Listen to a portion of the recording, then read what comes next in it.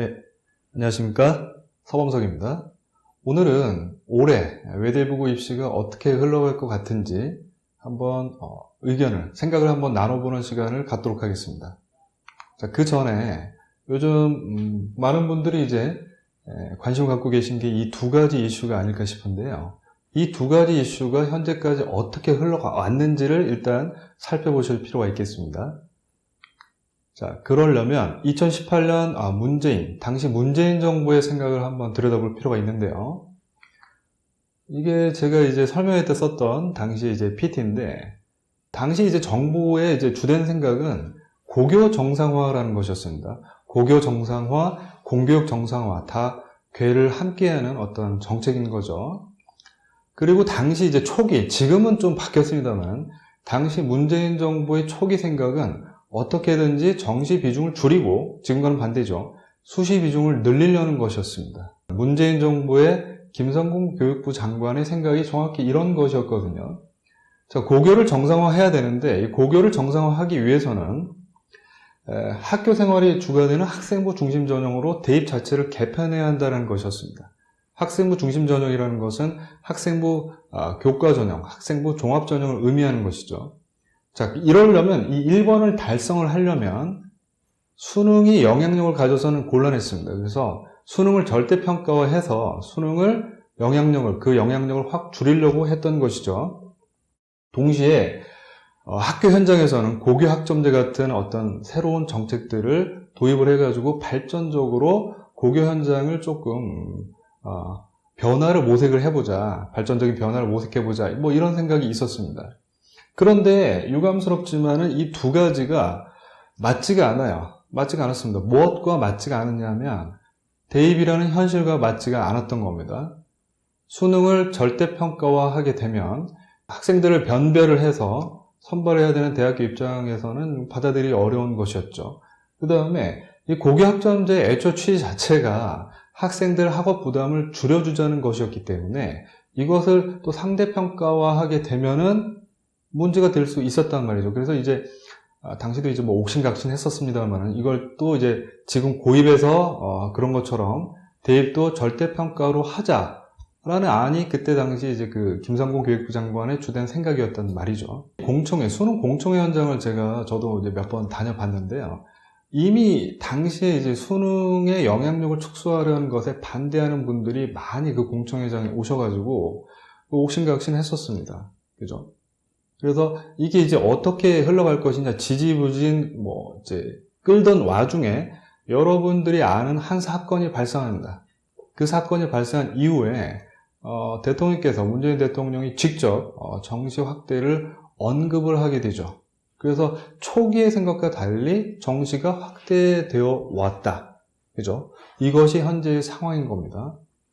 다시 와서 이 2번을 달성하기 위해서는 말씀드렸다시피 이제 내신 성적을 절대평가할 필요가 있었고, 이 3번을 달성하기 위해서는 외고, 국제고, 자사고를 일반고로 전환할 필요가 있었던 겁니다.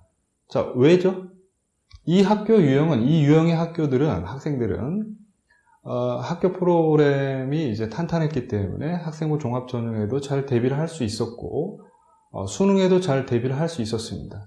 단 하나 취약점을 보였던 부분이 학생부 교과, 내신을 따기가 너무 힘들기 때문에 학생부 교과 전형에 대비하기가 힘들다는 것이었는데, 만약에 이제 절대평가가 되면은 걸림돌이 사라지게 되는 그런 것이었다라는 거죠. 그래서 일반고로 이제 전환하려고 했던 겁니다. 자, 이런 상황에서 쭉 흘러왔던 건데, 정리를 해드리자면 마치 삼각형 구멍에 사각형 막대기를 끼우려고 했던 것처럼 이게 잘 맞아떨어지지 않았던 거죠. 그래서 삐그덕거린 상태에서 몇 년이 흘러왔던 겁니다. 자, 그럼 현재 새로 들어설 정부는 어떤 생각들을 하고 있느냐를 보면은, 당선인의 의중이 반영된 지난 4월 13일에 교육부 장관 후보자 인선이 발표가 됐었죠. 김인철 교육부 장관이 이제 후보자로서 발표가 되었는데, 이분의 일성이 이 두 가지였습니다. 정시를 확대할 것이고, 자사고를 부활시킬 것이다. 부활이라기보다는 존치에 가깝겠죠. 죽었던 적은 없으니까. 이 두 가지였는데, 생각을 해보시면은, 이분의 이제 이력 중에서 특히 이분이 이제 한국외국어대학교에서 총장으로서 오래 이제 근무를 하셨던 분이라는 거죠. 근데 여러분들이 아시겠지만 한국외국어대학교와 용인외대부고는 같은 재단이죠. 그래서 같은 재단이라서 어떤 사정을 속속들이 알고 있습니다. 알고 있는 상황이고, 정시를 확대한다고 했는데 이미 지금까지 상당히 많은 부분 확대가 되어 왔기 때문에 얼마만큼 더 확대할 수 있을지는 모르겠어요. 더 지켜봐야 되겠지만 이상의 두 가지 사실만 놓고 보더라도 고교학점제와 정시는 상극이죠. 왜냐하면 이제 고교 현장이 중심이 돼야 되니까 고교학점제는 상극이기 때문에 이상의 사실로 추론을 해봤을 때 고교학점제는 재검토될 것이고 외고국제고 자사고는 존치 않은 방향으로 이미 상당히 무게중심이 기울었다. 이렇게 생각하시고 앞으로 계획을 짜시는 것이 합리적이라고 생각합니다. 자, 그럼 이제 올해 외대부고 경쟁률은 어떻게 예상을 할 수 있느냐? 세 가지 정도가 이제 영향을 미치겠죠.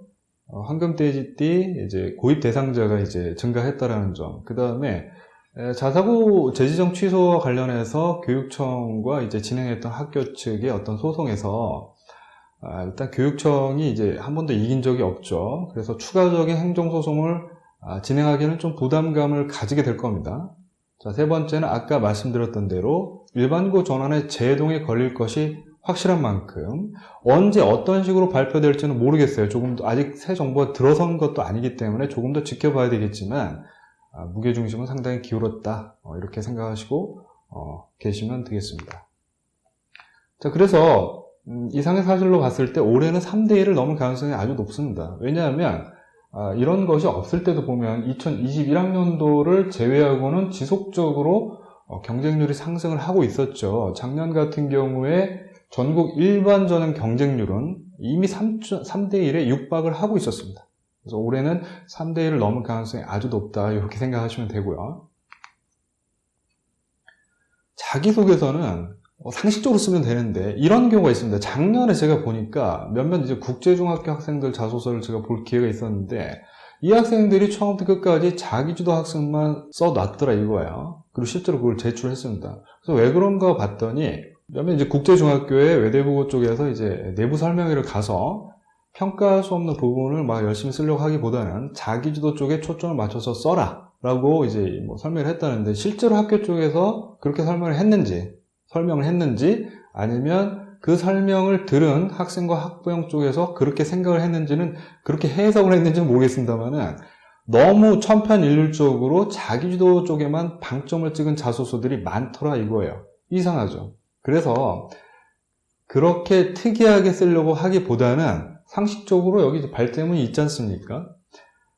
어차피 2번, 3번, 4번 영역에 학업적 역량이 드러날 수 있도록 쓸 수 있는 방법은 융합해서 쓸 수 있는 방법은 얼마든지 있기 때문에 나머지 2번, 3번, 4번도 무시하지 않는 선에서 자소서를 쓰는 것이 합리적이라고 저는 생각을 하고 있습니다.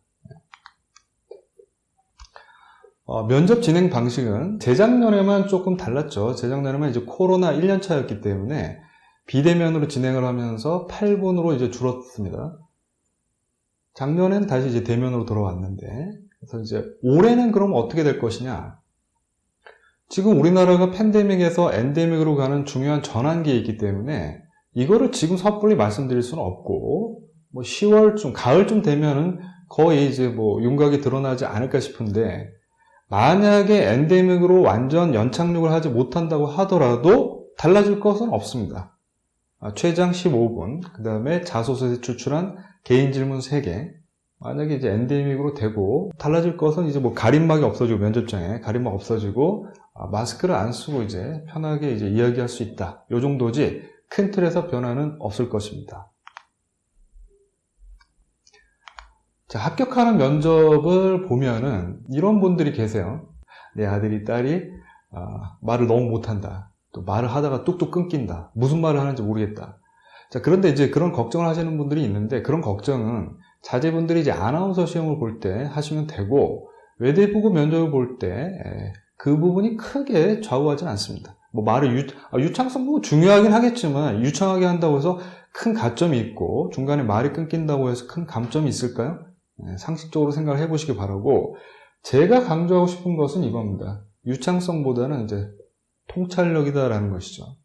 제가 항상 말씀드리지만은 학생 그 자신이 컨텐츠가 돼야 되고, 그 학생이 갖고 있는 어떤 내공이라든가 어떤 내적인 지적인 힘이 흘러야 돼요. 얼굴에서건 자세에서건. 그래서 그리고 이 통찰력이라는 것은 사실은 이제 뭐 지식을 이제 흡수하는 데서, 단순히 흡수하는 데서 나오는 것은 아니기 때문에, 흡수한 지식을 비판적으로 분석해보고 교차 검증해보는 과정에서 얼마나 길러질 수 있습니다. 그리고 그 길러진 통찰력을 남과 다른 수준의 답변을 통해서 면접장에서 보여줄 때 합격 가능성이 높아진다. 이렇게 생각하시면 됩니다. 그 다음에 이거는 뭐 당연한 얘기겠지만 너무 짧게 답변하거나 너무 길게 얘기하면 둘 다 센스가 없는 거죠. 그래서 적당한 시간을 통찰력을 보여줄 수 있도록 답변을 준비하면 되겠습니다. 그 다음에 이게 요즘 이제 트렌드 같은데, 네 번째가 하나고도 그렇고 뭐 상상고도 그렇고, 하나고와 상상고는 이제 학생부에서도 질문이 나오잖아요. 근데 구석 질문이라고 하죠, 보통. 전혀 메인 아이디어가 아닌 것 같은 어떤 구석에서 막 물어보더라 이거죠. 그래서 요즘 이제 면접의 어떤 트렌드가 아닌가 싶은데, 외대부고의 경우도 마찬가지입니다. 주요 소재가 아닌 소설 혹은 자소서에 직접적으로 쓰지 않은 사례에 대해서도 질문하는 경우가 있기 때문에 이 부분도 답변 준비를 해야 됩니다. 예를 들면 이런 거죠. 우리가 이제 볼 때 이제 메인 아이디어라고 볼 수 있는 건 이 윗부분이잖아요. 윗부분인데 실제 질문은 여기서 나오더라는 거죠. 막연한 추측이 정리로 남은 경우를 구체적인 사례를 들어서 이야기를 해봐라 라거나, 아니면 이제 두 번째 이제 가상 자소서도 보시면 메인 아이디어는 이제 동아리 활동 계획서에서 이 부분이라고 볼 수 있는데, 실제 질문은 이를 통해서 수학은 문제 프레임만 한정된 것이 아님을 깨달았다고 했는데, 뭐 그런 사례를 두 가지 정도만 들어봐라, 뭐 이런 식으로 나온다 이겁니다. 그래서 여러분들은 자소서를 작성한 이후에 좀 확장적으로, 너무 이제 그 메인 아이디어만 매몰될 필요가 없이 자소서를 좀 확장적으로 또 분석을 해보고, 또 자소서에 직접적으로 기술하지 않은 것 이외의 사례에 대해서 또 플랜 B를 준비하는 것도 필요하겠습니다. 아마 인식을 하고 있겠죠.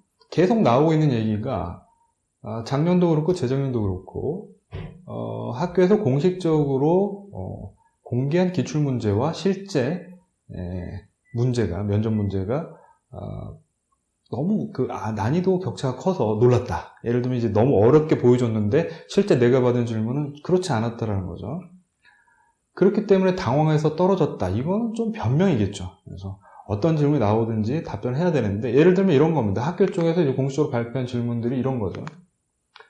이게 지금 보시면 아시겠지만 이 자소서를 작성한 학생들이야 잘 알 수 있겠지만, 처음 보는 학생과 학부형들 입장에서는 이게 용어도 생소하고 좀 무슨 말이야, 뭘 물어보는 거야 라고 이제 어렵게 생각할 수 있죠. 그죠? 그래서 자소서를 쓴 학생들은 뭐 차분하게 순서대로 답변을 했다면 잘 답변을 할 수 있었을 겁니다. 근데 왜 이렇게 이제 난이도 차이가 나올 수밖에 없느냐? 두 가지 정도 이유가 있다고 보는데, 첫 번째는 공식적인 자리에서 너무 이제 수준 낮은 질문을 이제 보여주기가 어렵겠죠. 두 번째 이유는 뭐냐면, 이 지금 텍스트를 보시면 아시겠지만 이제 전부 한 명이 작성한 거죠. 왜냐하면 문장의 결이 같아요. 완벽하게. 그렇기 때문에 한 선생님이 이제 만든 질문이다라고 보시면 되는데, 실제 면접 질문은 어떻죠?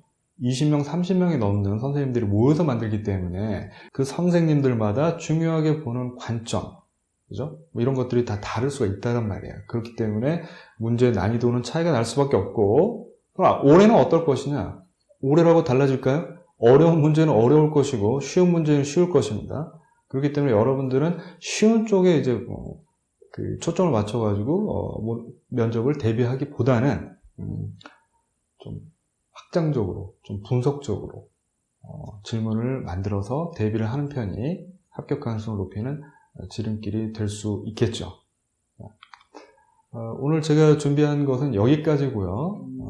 준비하시는 모든 학생들에게 좋은 결과가 있기를 기원합니다. 네, 감사합니다.